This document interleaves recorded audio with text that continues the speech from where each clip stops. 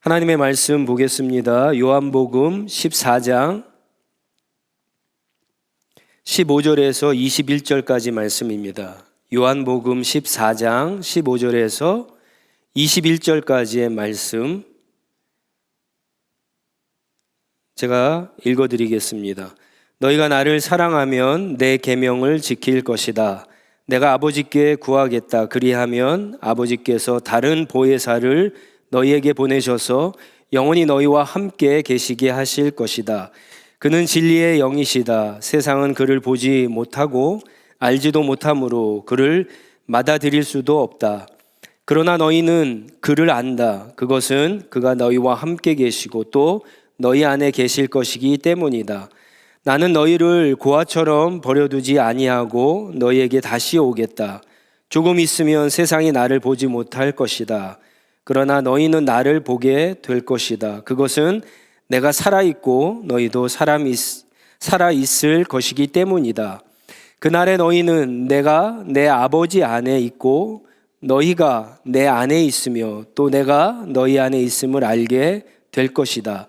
내 계명을 받아서 지키는 사람은 나를 사랑하는 사람이요 나를 사랑하는 사람은 내 아버지의 사랑을 받을 것이다. 그리고 나도 그 사람을 사랑하여 그에게 나를 드러낼 것이다. 아멘. 오늘부터 성령님과 손잡고 걷기라고 하는 시리즈 제목으로 성령님에 대해서 말씀을 나누도록 하겠습니다. 우리 지난주에 날씨가 굉장히 좋았죠? 완전한 봄이 왔습니다. 그래서 밖에 나가봤더니 걷고 뛰고 운동을 하시는 분이 많아진 것 같습니다. 저 역시 겨울 내내 찐 살을 빼기 위해서 다시 다이어트를 시작하려고 합니다. 작년에도 한 9kg 정도 뺐는데요. 다이어트를 하다 보니까 나름 다이어트에 성공하기 위해서 중요한 요소들을 한 4가지 정도 저는 있다고 생각을 합니다. 여러분들 가지고 있는 생각과 제 생각이 일치하는가 한번 여러분 맞춰보시기 바랍니다. 첫째는 뭐니 해도 음식이죠. 음식을 적게 먹어야 합니다. 그리고 탄수화물이죠. 쌀이나 국수 같은 탄수화물은 피해야 합니다. 두 번째는 운동입니다. 규칙적으로 운동을 해야 살이 빠지면서 또 건강한 몸을 유지할 수 있습니다. 세 번째가 뭘까요? 세 번째, 네 번째 이제 다를 수 있는데 세 번째가 뭘까요? 세 번째는 PT라고 하죠. PT, 퍼스널 트레이너입니다. 어떤 분들은 뭐 굳이 퍼스널 트레이너가 필요한가라고 생각할지 모르겠지만 이 PT가 있는 것과 없는 것은 많은 차이가 있습니다. 여러분 왜 많은 사람들이 비싼 돈을 들여가면서 PT의 도움을 받는지 한번 생각해 보셨어요? 아마 해보신 분들만 그것을 알 겁니다. 전문가의 도움을 받으면 다이어트에 성공할 확률이 당연히 높아집니다. 그리고 마지막 4번째 요소는 동기죠, 동기. 모티베이션입니다. 3가지가 다 있어도 내가 다이어트를 해야 되겠다라고 하는 어떤 특별한 동기가 없으면 사실 오래 가기 힘듭니다. 실패하고 맙니다. 그런데 다이어트만 그런 것이 아니라 사실 우리 신앙생활의 선곡도 비슷합니다. 먼저요, 어떤 세상적인 쾌락, 즐거움들은 사실 피해야 됩니다. 마음껏 먹으면서 다이어트 할 수 없는 것처럼 세상을 살면서 세상의 어떤 즐거움, 쾌락, 편안함, 그것을 마음껏 세상 사람들이랑 똑같이 누리면서 신앙생활에 성공할 수 없습니다. 세상의 어떤 즐거움, 쾌락, 편안함은 당연히 줄여야 되고요. 반대로 하나님의 말씀을 더 가까이 하고 말씀을 더 많이 먹고 그래서 많이 집어넣고 특히 말씀을 잘 소화해야 하지만 우리가 신앙생활에 성공할 수가 있습니다. 하나님의 말씀을 먹지 않고 여러분 절대로 신앙생활의 성공은 있을 수가 없습니다. 가장 기초이면서 시작입니다. 하나님의 말씀은. 두 번째로는요, 다양한 것들이 있는데 기도, 예배, 그리고 우리가 공동체 모임 같은 거, 그리고 전도, 섬김, 봉사 같은 것들을 해야 합니다. 반드시 해야 되고요. 그리고 규칙적으로 꾸준히 해야 됩니다. 여러분, 이런 것들을 무시하고 자기 혼자서 하나님의 말씀만 먹는다고 해서 건강한 신앙의 성공을 가질 수 있는 것은 아닙니다. 이런 것들을 병행하면서 신앙의 훈련을 같이 해야지만 건강한 신앙을, 또 신앙의 성공을 우리가 가질 수가 있습니다. 세 번째 요소도 다이어트랑 똑같습니다. PT가 있어야 되는데 영적인 퍼스널 트레이너가 있어야 됩니다. 왜 이것이 중요하냐? 앞에 두 가지 요소를 사실 우리에게 있어서 아주 효과를 극대화하는 그런 요소가 바로 영적인 PT이기 때문에 그렇습니다. 다이어트 할 때는 사실 초보자들에겐 PT가 굉장히 중요합니다. 근데 어느 정도 자기의 어떤 노하우가 생기면은 PT가 없어도 다이어트에 성공할 확률이 사실은 많습니다.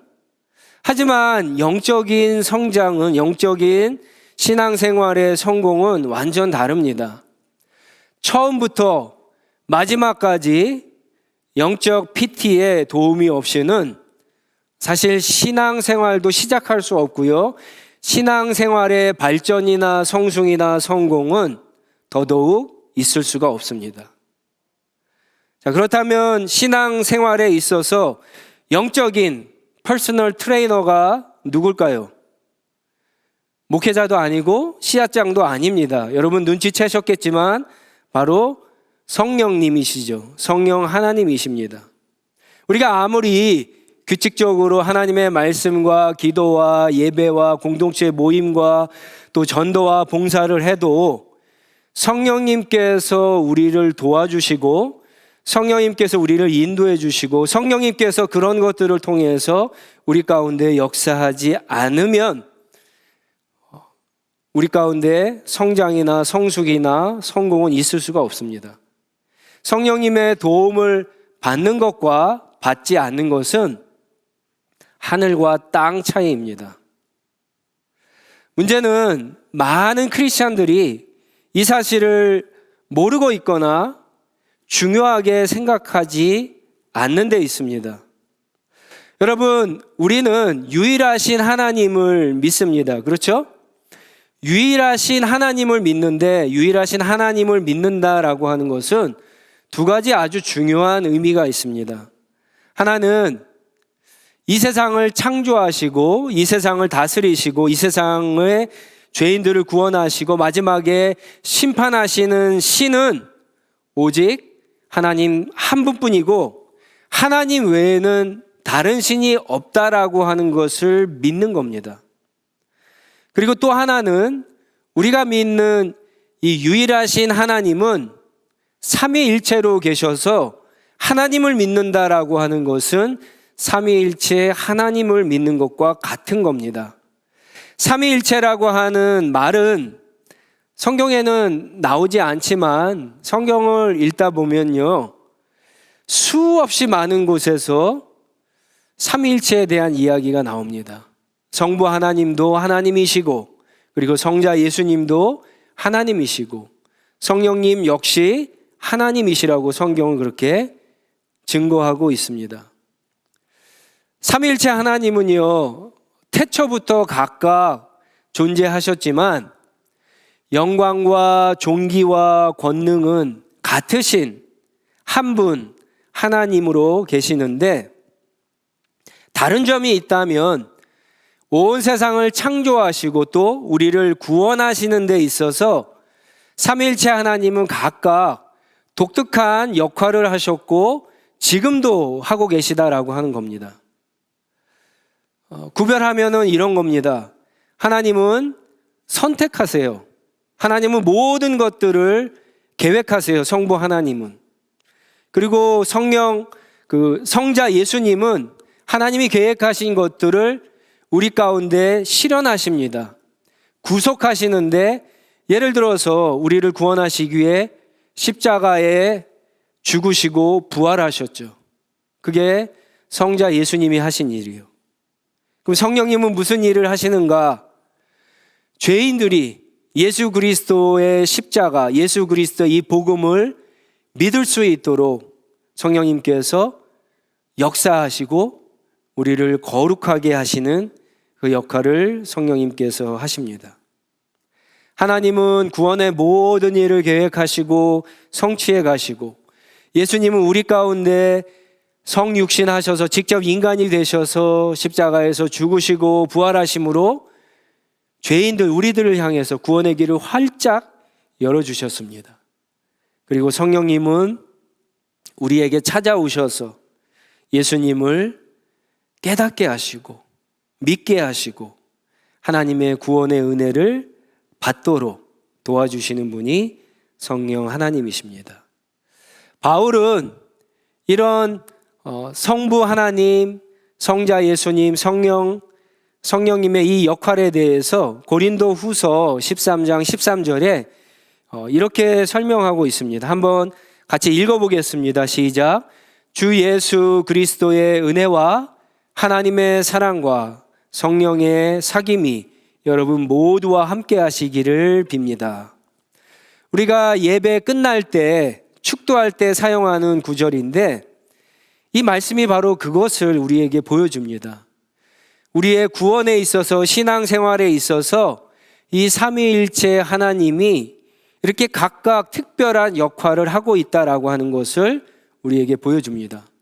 예수님이 우리를 사랑하지 않거나 하나님이 은혜를 베풀어 주지 않는다는 뜻이 아니라, 우리의 구원과 신앙에 있어서 하나님은 특별히 우리를 사랑하시고, 또 하나님은 우리에게 은혜를 주시고, 그리고 성령님은 우리 가운데 교통하심으로 우리가 하나님과 예수님과 또 삼일체 하나님과 사귈 수 있도록 그렇게 특별하게 역사하신다라고 하는 말씀입니다. 여러분, 특히 이 말씀을 보면 하나님의 사랑과 그리스도의 모든 은혜를 우리로 하여금 알게 하시고 깨닫게 하시고, 그래서 구원해 주시고 우리를 거룩의 길로 하나님의 온전한 자녀답게 인도해 주시는 그런 직접적인 은혜를 마지막 단계에 주시는 분은 성령님이라고 하는 사실을 우리가 분명하게 알게 됩니다. 어떤 분들은 이런 질문을 가질 수 있어요. 아니, 목사님, 하나님께 기도해도 되지 않나요? 예수님께 기도해도 되지 않나요? 우리가 하나님 앞에 어떤 도움을 구하고 예수님께 어떤 도움을 구해도 되지 않나요? 성령님한테 꼭 그렇게 해야 됩니까? 성령님을 찾아야 됩니까? 성령님 앞에 어떤 우리의 도움을, 어떤 은혜를 요청해야 됩니까? 이렇게 질문할 수도 있는데, 여러분, 물론입니다. 하나님께 하실 수도 있어요. 예수님께 할 수도 있어요. 그러나 이런 것을 한번 생각해 보셔야 돼요. 여러분, 하나님이, 성부 하나님이 다 하실 수 있는데 왜 예수님을 우리에게 보내주셨을까요? 하나님과 예수님이 다 하실 수 있어요. 그런데 왜 예수님은, 왜 성령님을 우리에게 보내주셨을까요? 여러분, 이 질문을 해보셔야 돼요. 왜 보내주셨을까? 제 기억으로 저는 어렸을 때 한 번도 저희 어머니에게, 저희 엄마에게 한 번도 용돈을 달라고 한 적이 없습니다. 어머니가 돈이 없거나 돈을 주는데 굉장히 인색하신 분이라서 그런 것은 아닙니다. 굉장히 관대하신 분이세요. 근데 어린 제가 보더라도 어렸을 때 보니까 아버지는 밖에 나가서 일하시고 돈을 버셔갖고 그 돈을 어머니한테 다 갖다 주시는 거예요. 그럼 어머니가 그 돈을 가지고 살림을 하시는 것을 보니까 뭐 어머니한테 돈을 달랠 필요가 없어요. 아버지한테 가서 용돈을 달라고 그러면 어머니한테 달라는 것보다 더 빠르죠. 더 확실하게 용돈을 탈 수 있기 때문에 아버지한테만 용돈을 달랬던 기억이 납니다. 예를 들어서 제 아들이요, 파스타를 좋아하는데 파스타를 먹고 싶어서 저에게 와서 아빠 오늘 파스타 해주세요 이렇게 이야기해도 제 아들은 오늘 저녁에 파스타를 먹을 수 있어요. 하지만 파스타를 누가 하죠? 엄마가 하죠. 그러니까 엄마한테 가서 파스타를 해달라고 직접 말하는 것이 더 빠르고 더 확실하고 더 맛있는 파스타를 먹게 되는 것과 여러분 같은 이치예요. 하나님께 할 수 있어요. 하나님도 하세요. 예수님께 요청할 수 있어요. 예수님도 하세요. 그러나 예수님께서 오늘 본문에 말씀하신 것처럼 성령님을 보내주신 이유를 생각해 보면은요, 우리에게 지금 오셔서 우리와 함께 하시는 성령님께 우리의 필요를, 우리의 도움을, 은혜를 요청하는 게 가장 확실하고 분명하고 빠르다라고 하는 사실입니다. 오늘 본문 말씀은 이제 몇 시간 후면 예수님께서 체포당하시죠. 그래서 십자가에 못 박혀 죽으시고 부활을 하십니다. 그리고는 40일 동안 제자들과 함께 계시다가 이제 하늘로 올라가는 그 시간이 점점 가까워지는 것을 아신 주님은 사랑하는 제자들이 낙심해할까봐, 불안해할까봐 제자들에게 바로 이 말씀을 주시는 거예요. 제자들을 위로하고 힘을 주시기 위해서 이 말씀을 주시는데, 다른 어떤 것보다도 정말 제자들에게 힘이 되는 말씀이 바로 이 말씀이에요. 내가 아버지에게, 하나님에게 요청을 해서 성령을 너희에게 주시겠다라고 하는 약속이에요. 이 성령을 오늘 성경 여러분 보시면 다른 보혜사라고 그렇게 표현하고 있는데, 이 보혜사, 헬라어로 팔라클레토스라고 하는 이 단어는 두 개의 단어가 합쳐진 단어예요. 파라라고 하는 옆으로라고 하는 전치사와 클레토스라고 하는 단어, 그러니까 불림받은 사람이라고 하는 이 단어가 합쳐진 거예요. 그래서 뭐 이렇게 어떤 사람은 해석하는 사람도 있어요. 우리 옆으로 하나님께서 불러주셔서 우리를 돕도록 하신 분이다, 이렇게 해석하기도 합니다. 그래서 여러 가지 영어 성경에 보면은 뭐 위로자, 컴포더, 그리고 그 다음에 상담자, 카운셀러, 아니면 도와주시는 분, 헬퍼, 그 다음에 중보자, 미디에이터, 이렇게 여러 가지로 번역하고 있는데, 사실은 정확한 뜻은 우리가 알 수가 없습니다. 그런데 분명한 것은 하나님이 보내주신 이 성령님은요, 다른 보혜사라고 이야기하잖아요. 이게 다른 보혜사니까는 그러면 처음에 보내주신 보혜사는 누구예요? 예수님이시죠, 예수님. 그러니까 이 성령님은 예수님과 똑같은 보혜사이신데, 그런데 다른 보혜사라고 하는 표현이에요. 예수님은 이 성령님께서 오시는 것이 자기가 너희들과 함께 있는 것보다 훨씬 더 유익이라고 그렇게 말씀하십니다. 요한복음 16장 7절에 그 말씀이 있는데 한번 같이 읽어보겠습니다. 시작. 그러나 너희에게 진실을 말하는데 내가 떠나가는 것이 너희에게 유익하다. 내가 떠나지지 않으면 보혜사가 너희에게 오시지 않을 것이다. 그러나 내가 가면 보혜사를 너희에게 보내주겠다. 예수님이 자기가 있는 것보다 성령님께서 오시는 것이, 자기가 떠나가야 성령님이 오시는데 그 성령님이 오시는 것이 훨씬 더 유익이라고 그렇게 말씀합니다. 왜 그게 유익일까요? 그게 왜 유익일까요? 두 가지 이유가 오늘 본문에 나옵니다. 첫 번째는 성령님은 예수님과 다르게 오셨다가 가시는 분이 아니라 오시면 우리와 영원히 함께 하시는 분이기 때문에 성령님이 오시는 게 좋다라고 그렇게 이야기해요. 우리가 복음서를 보면 예수님은 공간적으로, 시간적으로 제한이 있는 그런 모습을 우리가 보게 됩니다.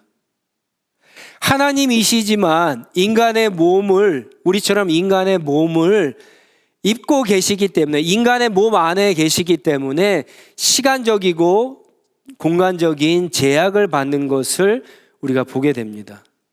그래서 그 예수님은 제자들과 영원히 할 수 없었어요.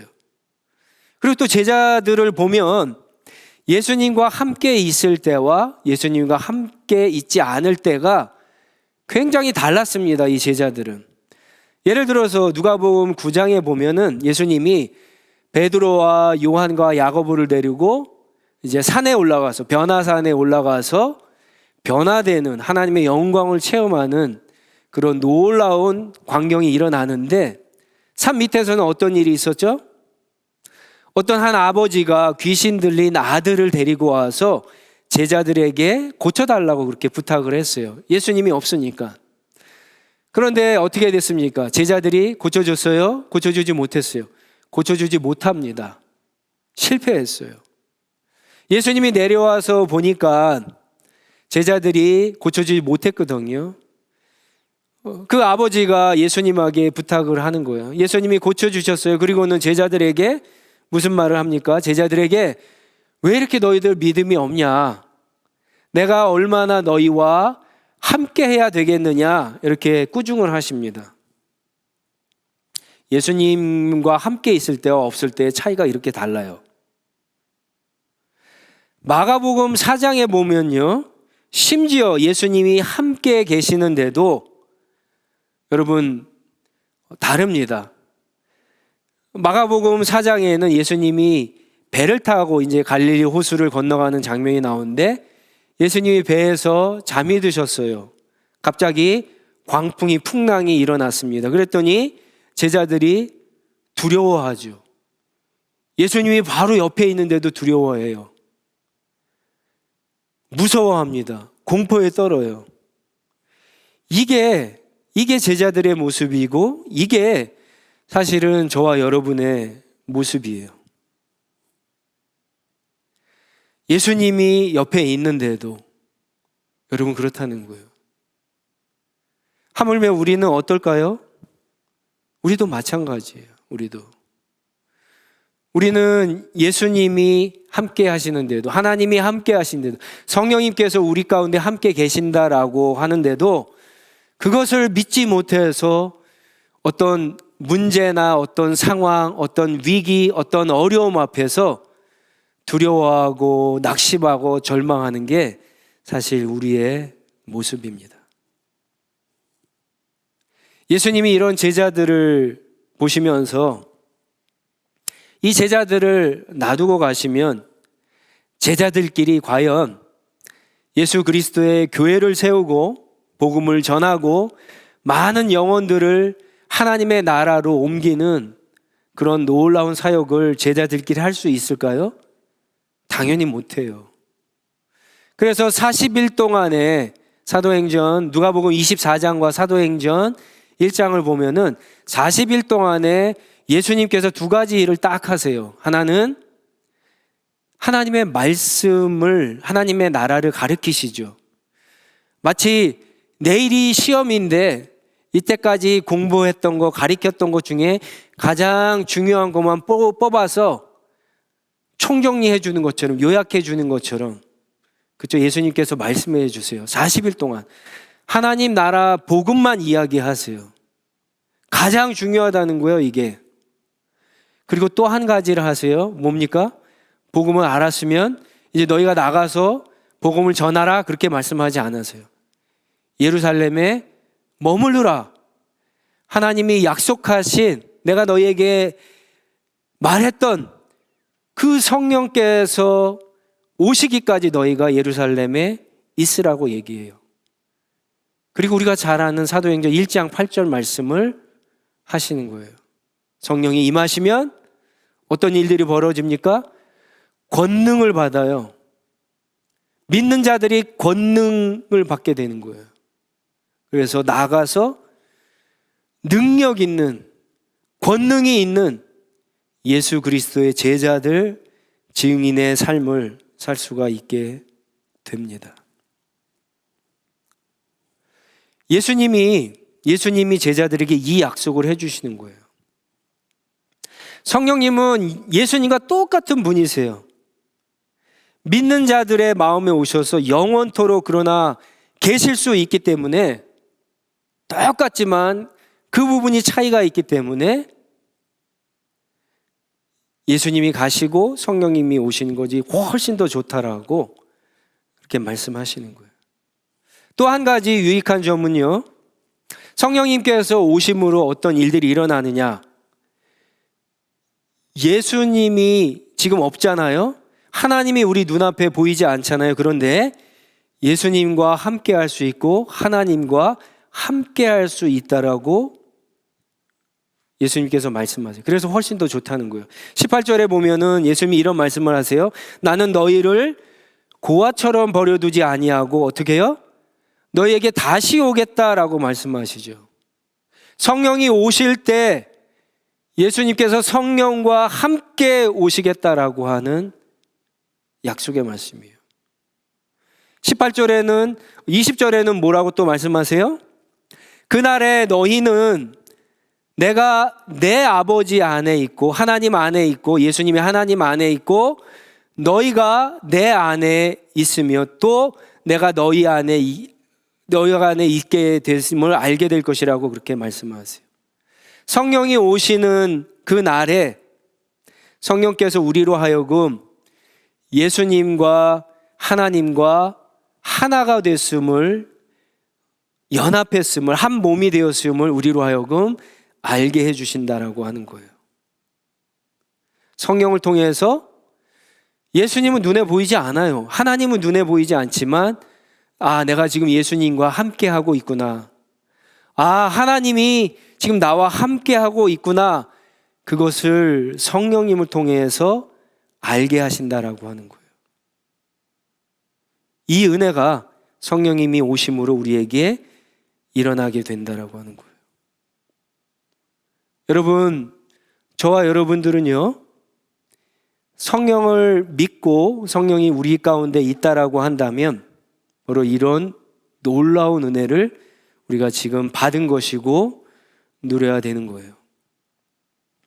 근데 사실 이 사실을 알지도 못하고 믿지도 않고 있고, 그래서 하나님과 예수님이 함께 지금 같이 있음을, 성령님이 지금 내 안에 함께하고 있음을, 예수님께서, 하나님께서 성경에 이야기하는 것처럼 하나님은 임마누엘 하나님이라고 하는 사실을 우리는 잘 모르고 그것을 깨닫지 못하고 그리고 또 그분과 동행하지도 않고 있다라고 하는 사실이에요. 어려운 문제 앞에서, 위기 앞에서, 시험 앞에서 얼마나 두려워하고 낙심하고 떠는고 있는가 몰라요. 그러나 여러분, 그렇지 않습니다. 성령님께서 지금 우리 안에 계세요. 그리고 성령님을 통해서 우리는 예수님과 하나님과 함께하고 있음을 우리가 알 수가 있습니다. 갈라디아서 4장 6절 말씀인데, 그러면 우리가 지금 성령께서 지금 내 안에 있는지 어떻게 알 수 있을까? 한 3가지 정도 알 수 있는 방법이 있어요. 물론 더 많이 있습니다. 근데 시간 관계상 얘기할 수는 없고요. 여러분은 3가지만 기억하시면 돼요. 갈라디아서 4장 6절에 보면 이런 말씀이 있어요. 그런데 너희는 자녀임으로 아버지께서 그 아들의 영을, 성령이죠, 우리의 마음에 보내주셔서 우리가 하나님을 아빠, 아버지라고 부를 수 있게 하셨다라고 이야기합니다. 우리가 기도하거나 찬양하거나 어떤 일을 할 때 하나님을 아빠, 아버지라고 부르고 있다면 성령님께서 지금 어디 계신 거예요? 내 안에 계신 거예요. 성령님이 이미 내 안에 오셨다라고 하는 사실이에요. 성령이 오시지 않고는 하나님을 아빠라고 아버지라고 부를 수 없습니다. 이게 성경의 이야기예요. 두 번째는요, 요한복음 16장 8절 9절 말씀이에요. 그가 오시면 죄와 의와 심판에 대하여 세상의 잘못을 깨우치실 것이다. 죄에 대하여 깨우친다고 함은 세상 사람들이 나를 믿지 않기 때문이요. 성령이 오시면 가장 먼저 일어나는 일이 뭐냐? 우리가 죄인이라고 하는 사실을 알게 해주세요.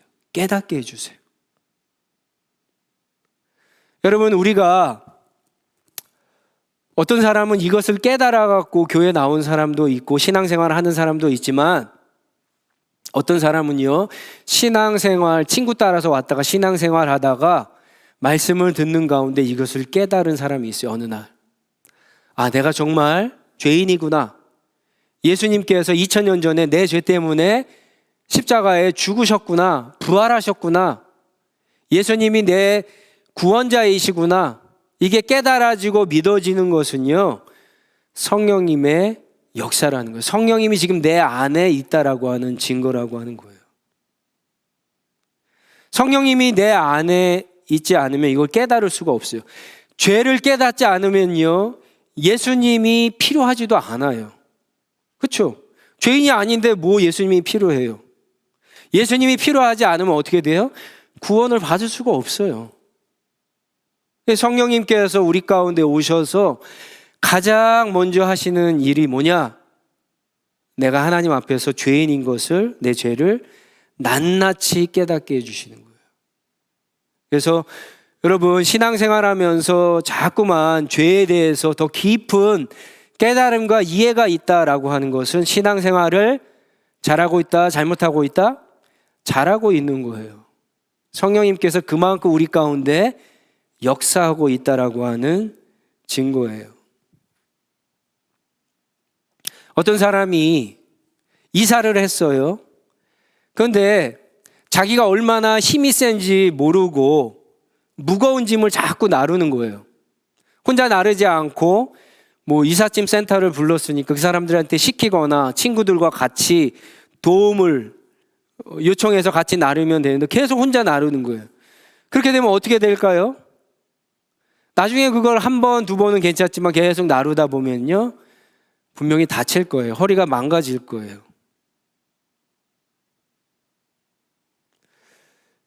죄의 무게를 깨닫지 못하면 그런 일들이 일어나는 거예요. 그런데 성령님께서 우리 가운데 오시면 이 죄가 얼마나 무거운 건가, 심각한 건가 깨닫게 해주시고, 이것을 해결할 수 있는 분이 예수님밖에 없다는 사실을 깨닫고 예수님 앞에 나아가는 거예요.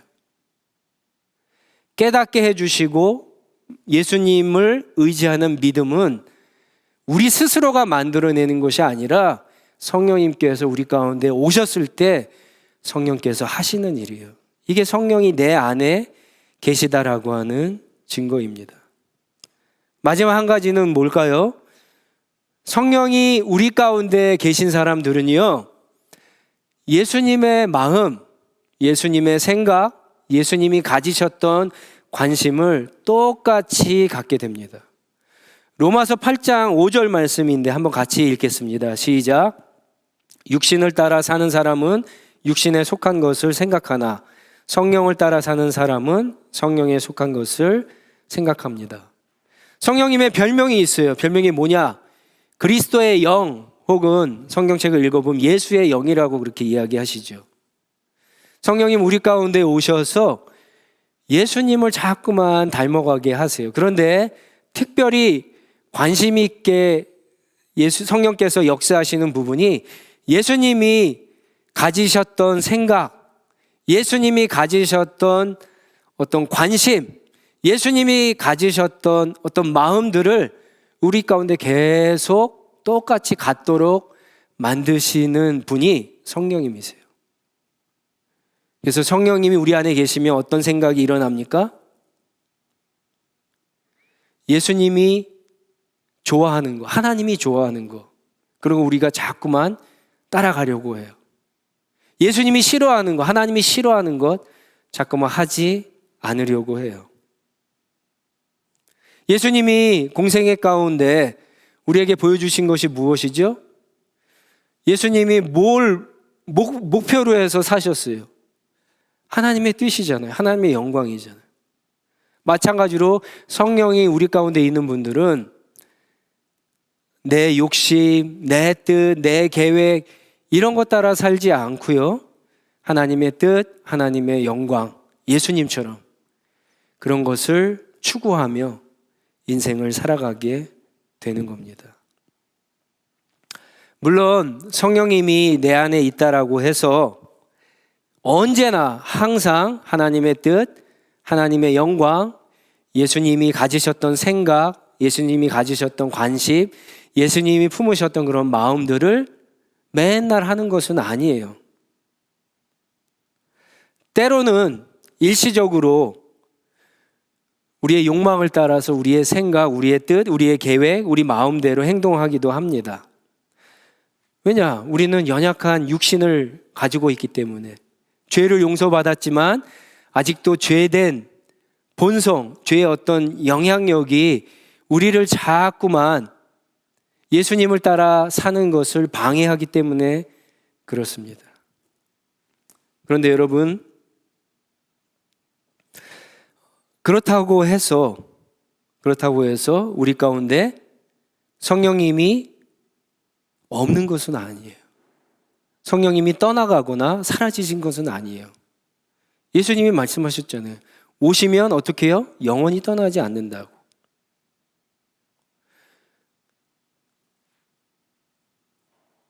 우리 가운데 그런 분들이 있죠. 신앙생활을 하면서 어느 날 문득 갑자기 이제까지 성령님과 함께 신앙생활을 했음에도 불구하고 확신이 없어요.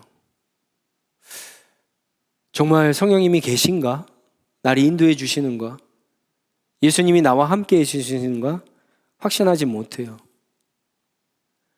그러다 보니까 두려운 마음이 생길 때가 있어요. 영적인 것에 더 이상 관심이 없어요. 무감각해요. 그리고 세상에 대해서 두려운 마음을 품고 하루하루 살아가는 분들이 있어요. 그런 일들이 일어날 수 있어요. 성령님이 그 안에 있음에도 불구하고 내가 정말 구원받았나? 내가 정말 하나님의 자녀인가?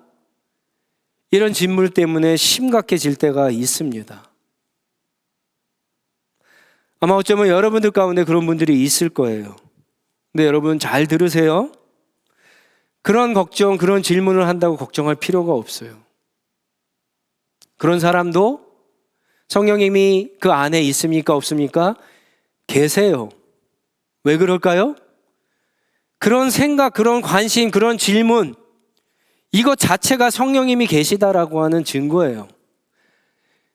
그것이 아예 없는 사람들은 영적인 것에 대한 질문이나 생각이나 관심이나 걱정이 있을 수가 없어요.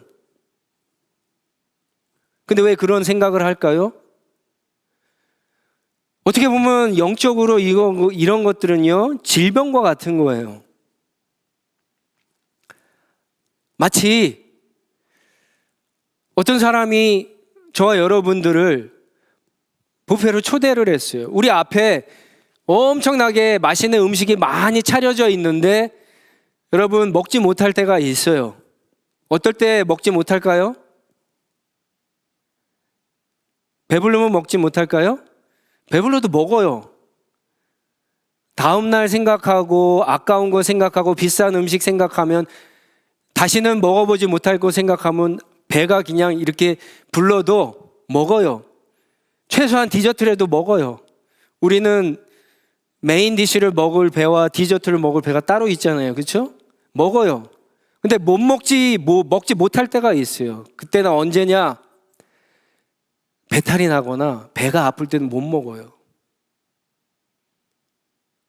성령께서 그 안에 계시는데도 불구하고 영적인 데에 대해서 고민하고 근심하고 관심이 없거나 무력하거나 무감각한 것은 일종의 영적인 질병이에요.